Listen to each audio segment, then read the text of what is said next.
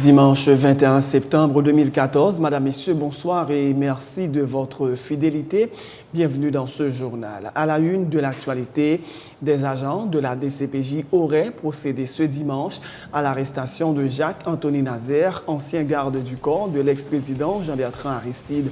M. Nazaire faisait l'objet d'une interdiction de départ dans le cadre d'une enquête pour corruption et blanchiment des avoirs, dans laquelle l'ancien président Aristide est mis en cause par le juge d'instruction Lamar Bélisère. Un nouveau round de discussion doit démarrer ce lundi 22 septembre entre le président Michel Martelly et les acteurs concernés par les élections.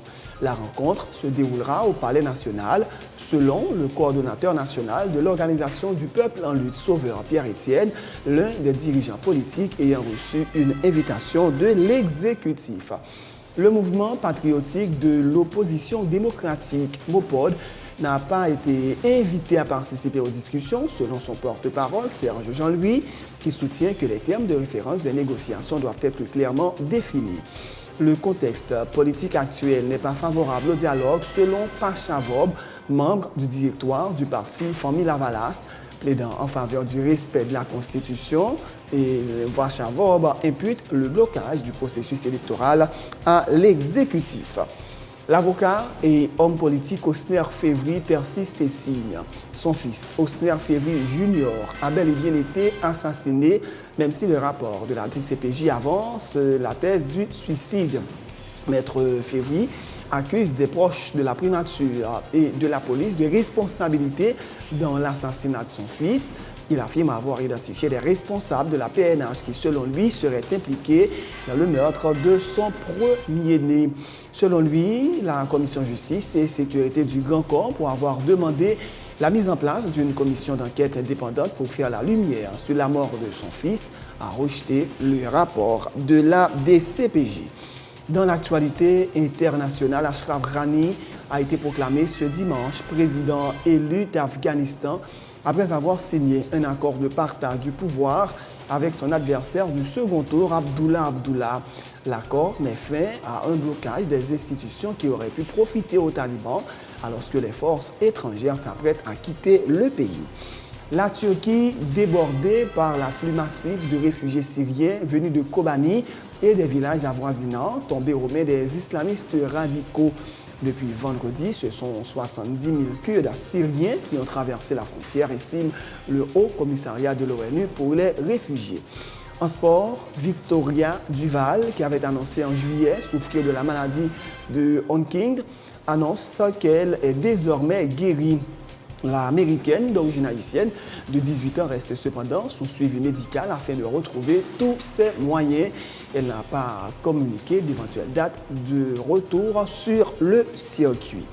Lewis Hamilton a remporté ce dimanche le Grand Prix de Singapour de Formule 1 et repris la tête du championnat du monde à son coéquipier Nico Rosberg, qui a abandonné en début de course. C'est la 29e victoire de la carrière d'Hamilton en Formule 1.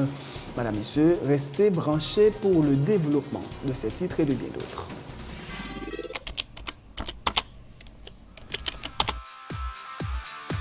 Bienvenue à cette édition d'Information Pulsation, l'essentiel de l'actualité de la journée. Merci de votre fidélité. Bienvenue dans ce premier numéro de Pulsation Week-end.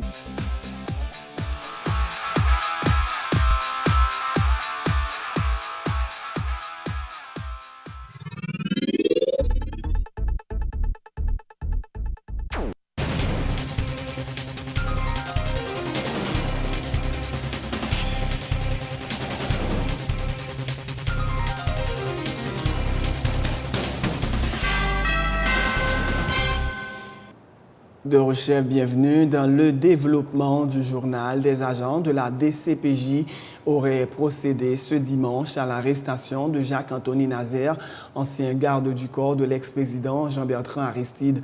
M. Nazaire faisait l'objet d'une interdiction de départ dans le cadre d'une enquête pour corruption et blanchiment des avoirs, dans laquelle l'ancien président Aristide est également mis en cause. Autre point de l'actualité, un nouveau round des discussions doit démarrer ce lundi 22 septembre entre le président Michel Martelly et les acteurs concernés par par les élections.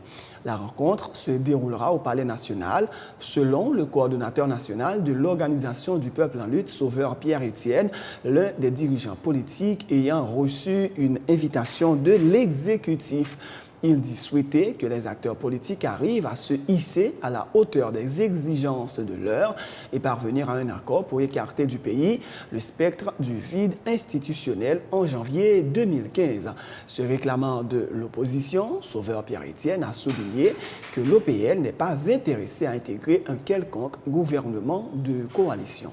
L'OPL recevra une invitation pour une rencontre, même pas quoi, son rencontre côté 50 partis politiques à plat.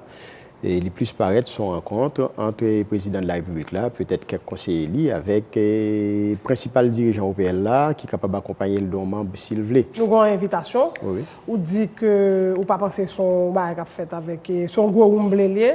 Oui, parce que vous pas informé que m'a rencontré à 50-60 partis politiques. OK. Et qui bon même. Dans le palais national, parce que si c'est pour une rencontre privée, un président de la République pas va inviter la Kaili. Ça, c'est 100 000 l'inviter. Si c'est chef de parti, la pas invité dans le palais national. De qui ça nous pourrons parler?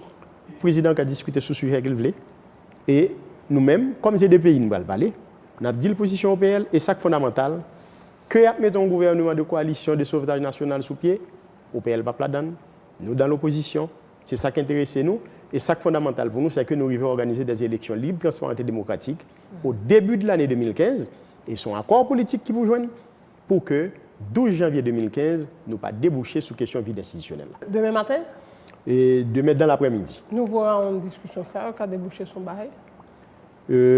M'a osé espérer, même contre toute espérance, que la classe politique haïtienne, et on tendance dans la société à devenir la classe politique, on connaît ces gens qui sont en opposition, non. C'est-à-dire, les gens qui sont au pouvoir, avec ça qui est dans l'opposition, nous croyons que le moment arrivé pour hisser à la hauteur des exigences du moment. Si il y a des gens qui pensent qu'ils sont capables de concevoir la politique uniquement en termes de rapport de force, nous disons que le rapport de force n'est pas favorable à un secteur qui est en présence, c'est seulement international là, qui a moyens politiques, qui a des troupes sous sol noir. Et l'objectif nous dans l'OPL, c'est comment pour nous récupérer dignité pour troupes étrangères, ça va aller. C'est comment pour nous recouvrer souveraineté nous. C'est comment pour nous arriver au fond de l'État-nation. Et c'est surtout comment pour 2015, par exemple, les coups de goutte de l'eau avec 1915. Le mouvement patriotique de l'opposition démocratique, MOPOD, n'a pas été invité à participer aux discussions, selon son porte-parole Serge Jean-Louis, qui soutient que les termes de référence des négociations doivent être clairement définis. L'ancien parlementaire a lui aussi souligné que le MOPOD ne cherche pas des postes ministériels, mais il entend poser les problèmes de manière à dégager des pistes de solutions durables. Ça que le fait Kounia, ça veut dire annuler ça que fait El Ranchoua. Tout simplement. Le président a équipe dans le pouvoir, estimé El Ranchoua pas résoudre rien.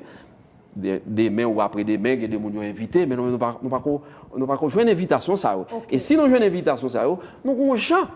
Nous avons traité l'invitation. Comme nous avons travaillé dans un niveau groupe de 6 entités politiques, si nous jouons une invitation, nous avons discuté d'abord dans le directoire MOPOD. Et MOPOD a bail position sur lui pour nous connaître quel comportement pour nous gagner par rapport avec l'invitation. Et ça dépend, ça gagne dans l'invitation. Par exemple, si le président de la République là, les juges nécessaires pour l'inviter MOPOD dans le nature, il faut être très clair. Non, ça l'invite nous. Si l'invite nous dans dialogue, il faut être clair, c'est non dialogue. Si l'invite nous dans, par exemple, une négociation, il faut être très clair, c'est dans la négociation. Moi, je suis plus intéressé sur négociation que dialogue là. Non, je ne suis pas plus intéressé sur négociation que dialogue là. Je suis tout de gain importance pour nous-mêmes. Nous pensons dans le dialogue là, je dialoguer avec des gens qui est en face de moi comme adversaire. Et à partir du dialogue là, qu'on y a dans la discussion qu'a fait, ça dépend qui j'ai discussion fini, donc à brûler l'étape dialogue là, n'aller vers une négociation. Et là, ça, dans la négociation, thème de référence négociation est très clair. Dans la négociation, je demande ça, ou ça, c'est ça lié. Et qui ça MOPOD lui-même, qui ça sous cahier revendication, qui ça le tac à demander. La question des postes de non, bah pas fait comme ça nous-mêmes. Et bataille pas nous, c'est pas bataille des petits postes ministres. Pas des petits postes ministres, petits postes directeur général. Nous prenons non discussion, nous prenons aller avec des groupes nous allons poser problème. Crise. Qui est pour nous résoudre la crise là de façon durable? La commission de suivi de l'accord d'El Rancho n'a pas été contactée dans le cadre de la reprise du dialogue entre les acteurs politiques annoncé pour ce lundi à Port-au-Prince. C'est ce qu'a indiqué ce dimanche à Sans Détour Maître Osner Févry, membre de la dite commission. Toutefois, il a affirmé que les commissaires sont prêts à offrir leurs bons offices dans le cadre de ce nouveau round des discussions. Maître Osner Févry est contre l'idée que la mission des Nations Unies en Haïti joue le rôle de médiatrice comme elle aurait proposé de le faire, arguant que c'est incompatible avec l'accord d'El Rancho qui prône notamment la reconquête de la souveraineté nationale. Il y a un dialogue, c'est tant mieux, nous appuyons le dialogue. Il y a une négociation qui a fait, très mieux. Il y a qui s'en dit pas, consultation, dialogue ou bien négociation. Nous-mêmes, dans la commission de suivi, nous appuyons ces initiatives. Sauf que, pour jusqu'où nous-mêmes, c'est en train de parler de ça dans la radio, il n'y a pas qu'à inviter nous.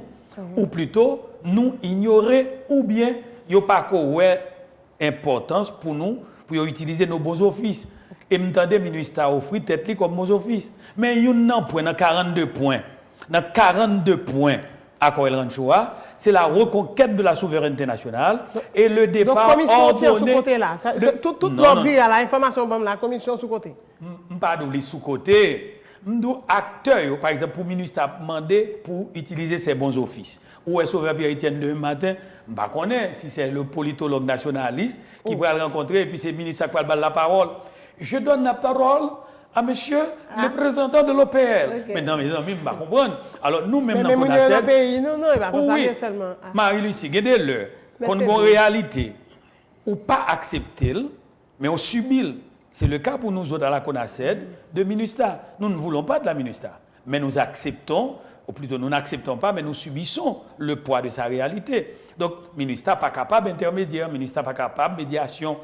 Nous croyons que le dialogue là fait entre Haïtiens, c'est bien, nous l'appuyons. Donc, autant de dialogue là, même j'avais. Nous tendons des dialogues là et nous encourageons. Okay. Si vous voulez utiliser nos beaux offices, nous serons là. Le contexte politique actuel n'est pas favorable au dialogue selon le dirigeant politique de l'opposition et membre du directoire de Famille Lavalas, Pacha Vorba. Négociation ne rime pas avec persécution politique, a-t-il dit, déplorant notamment la mauvaise distribution de la justice.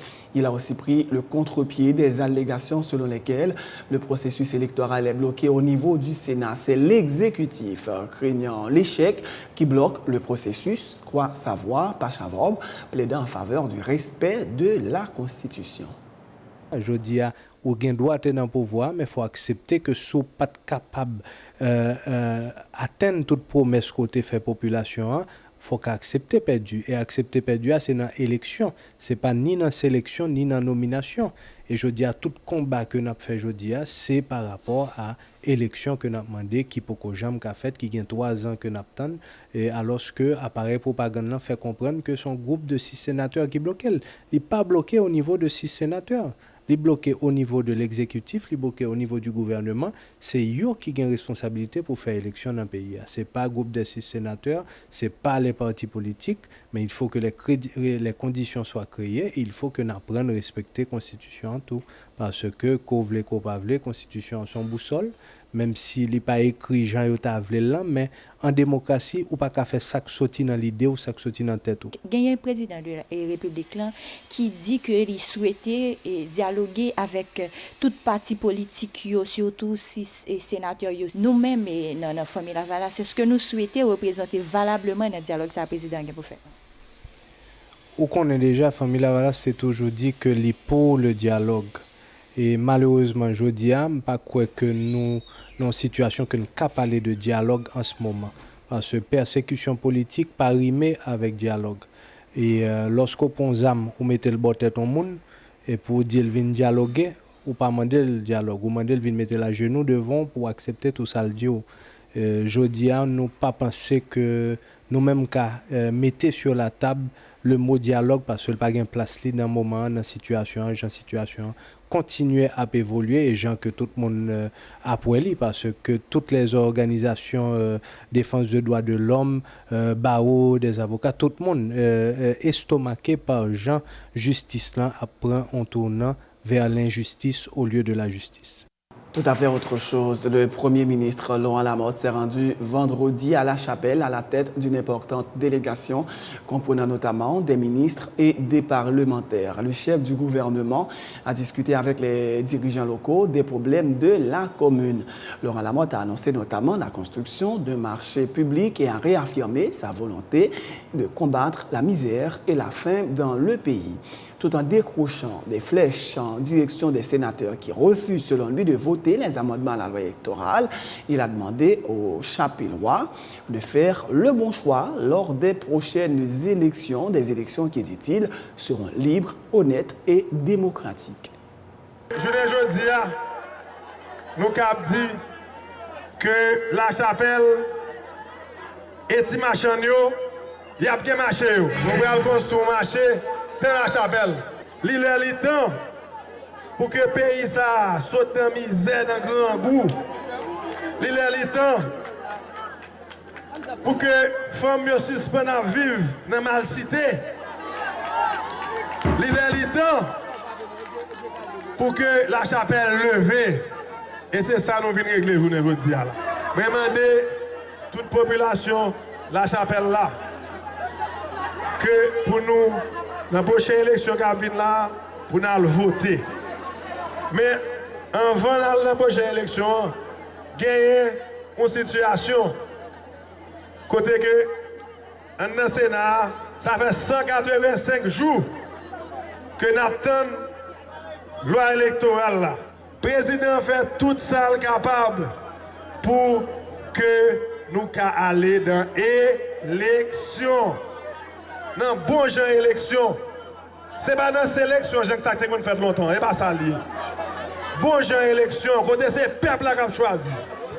Élection honnête, élection démocratique, ou élection côté c'est votre peuple là. C'est voix peuple là. C'est voix nous toutes qui là. Présent dans la délégation, le sénateur Jean-Willy Jean-Baptiste de l'Artibonite a tenté d'expliquer la décision de ses collègues du G5 de démissionner, même si cette démission annoncée pour le 8 septembre dernier n'a pas eu lieu. Cette démission en bloc, a-t-il dit, allait permettre au gouvernement d'avancer vers l'organisation des élections. Il y a 5 sénateurs qui courent au gouvernement. Oui ou non? Nous connaissons G6. Nous gagnons G5. Donc, nous-mêmes, nous faisons partie de G5. Naturellement, nous prenons radio, nous connaissons que pour l'élection faite, nous prenons décision nous-mêmes, nous prêts pour nous démissionner. Il y a des gens qui ne comprennent pas. Parce que G5 qui a un plan, nous-mêmes tout, nous avons un plan, nous tout. Mais pour nous expliquer nous, pour qui ça nous fait démissionner. Parce que M. G6, qui ça a voulu? Yo voulez que pas jamais élection faite, yo mené deuxième lundi mois de janvier pour président aller, pour premier ministre aller, pour une transition. Mais nous-mêmes nous comprenons que nous ne sommes pas d'accord transition. Est-ce que nous sommes d'accord transition? Est-ce que nous sommes d'accord transition? Donc pour pas que transition, faire élection faite. C'est dans ce sens-là. Au lieu que nous-mêmes nous perdons 3 ans, 5 ans, comme nous faisons acte patriotique, nous disons pour nous démissionner. Le Premier ministre Laurent Lamotte interviendra ce lundi à la 69e session de l'Assemblée générale des Nations unies. Il participera jusqu'au 26 septembre à des activités au cours desquelles il sera question des grands chantiers de développement.